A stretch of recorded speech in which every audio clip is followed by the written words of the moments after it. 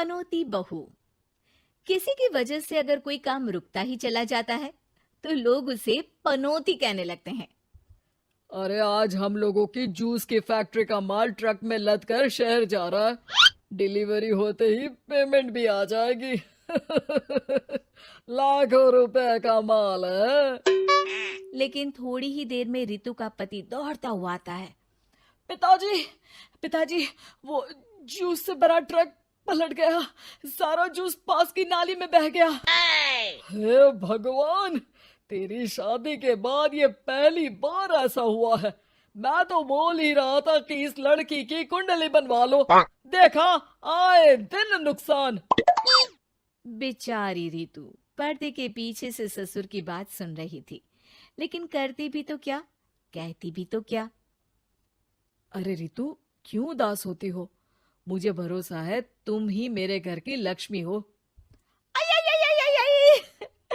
अरे मेरे पैर में चोट लग गई है रितु, जरा चल डॉक्टर को दिखाते हैं।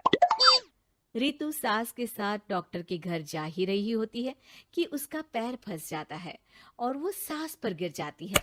हाय रे, पहले से पैर टूटा था, अब ऊपर से मेरे ऊपर गिर गई। हे भगवान, उठा ले मुझे भगवान। आये, आये, आये, कोई उठाओ तो मुझे। हाँ सासू माँ, लाइए हाथ दीजिए, यहाँ बैठिए, मैं पानी लेकर आती हूँ। अरे अब तो डॉक्टर भी चला गया होगा।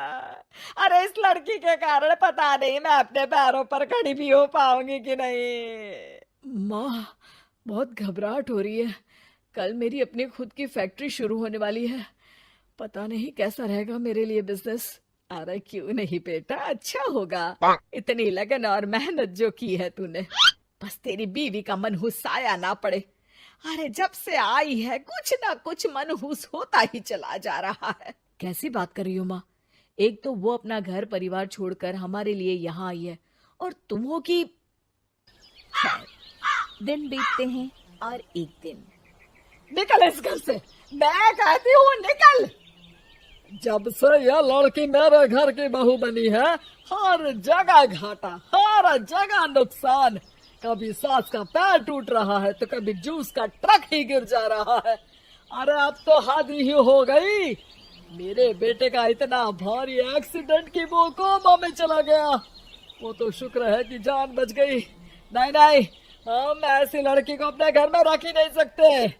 अब तो रितु को भी लगने लगता है कि वो मनहूस है। वो चुपचाप घर छोड़कर निकल जाती है।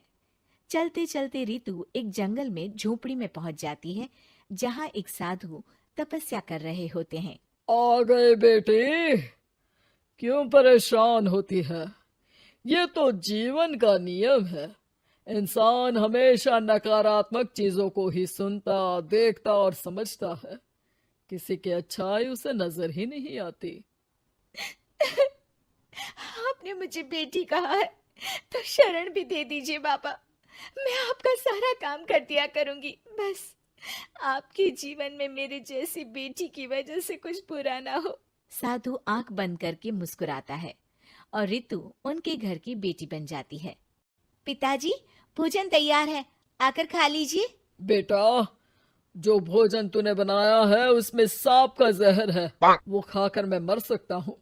नहीं नहीं पिताजी, खाना तो मैंने अपनी आंखों के सामने बनाया है, यहाँ तो कोई सांप आया ही नहीं। ठीक है, फिर ला मैं खा लेता हूँ। साधु खाना खाने जाता ही है कि खाना रितु के हाथ से गिर जाता है और वो खाना बिल्ली खा जाती है। बिल्ली उस खाने को खाती ही मर जाती है। नहीं पिताजी, मैंने खाने में जहर नहीं मिलाया। मुझे इस बात का पता नहीं पिताजी। मैं ये बात जानता हूँ। खाने में जहर का मिलना और इस खाने का गिरना, ये तो पहले से ही तय था। इसमें तुमने कुछ नहीं किया है बेटी। रितु समझ नहीं पाती कि क्या हो रहा है।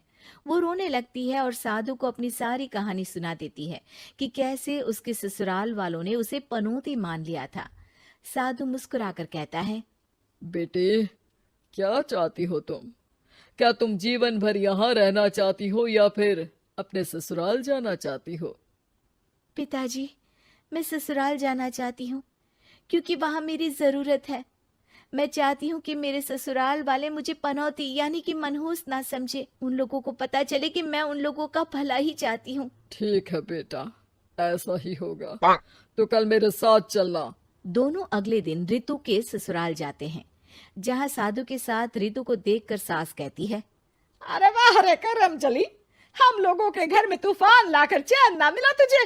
जब जादू टोटका करने के लिए ये बाबा बाबा बुलाकर किसी को लेकर आई है। नाना माँ जी, ये तो मेरे धर्म के पिताजी हैं। मुझे ससुराल वापस छोड़ने आए हैं। ये तो बस पिता का धर्म निभा रहे हैं, इन्हें कुछ मत कहिए। वाह जी वाह, 4 महीने बाद आज ही अपने पैरों पर खड़ा हुआ हूँ और ये मनहूस फिर से आ गई। इस बार क्या जान लेके जाएगी? अरे मेरी भी सिर्फ टांग में फ्रैक्चर था, अब ये आ गई है तो पक्का टांग काटनी ही पड़ेगी।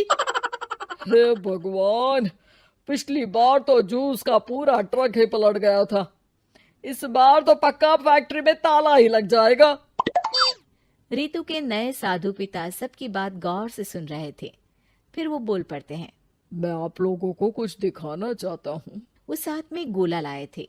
उस गोला में वो सबको कुछ दिखाते हैं।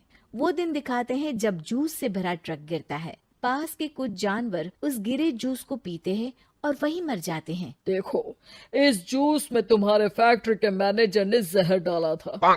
अच्छा हुआ वो ट्रक गिरा, वरना पूरा परिवार जीवन भर के लिए जेल में होता। हे भगवान, तब तो न जाने कितने लोगों की मौत हो जाती इस जूस को पीकर। शुक्र है भगवान का, अनहोनी से बचा लिया। फिर वो दिन देखते हैं जब पति का एक्सीडेंट हुआ था, लेकिन रितु के करवा चौथ के व्रत के कारण वो बच जाता है, वरना तो मृत्यु निश्चित थी। सभी रितु की तरफ देखते हैं। बाबा, मैं तो मनहूस नहीं हूँ। शुक्रिया बाबा, मेरे मन में जीवन भर का बोझ रहता कि मैं इन लोगों के दुख का कारण तो नहीं। नहीं नहीं बेटा, मनहूस तो ईश्वर किसी को नहीं बनाता। हर चीज का एक वक्त होता है और जो होना है वो तो होता ही है। मुझे माफ कर दे बहू, तू तो इस घर की लक्ष्मी है, रक्षक भी है। हम लोगों को माफ कर दे बेटा। रितु को ससुराल में छोड़ बाबा वापस चले जाते हैं।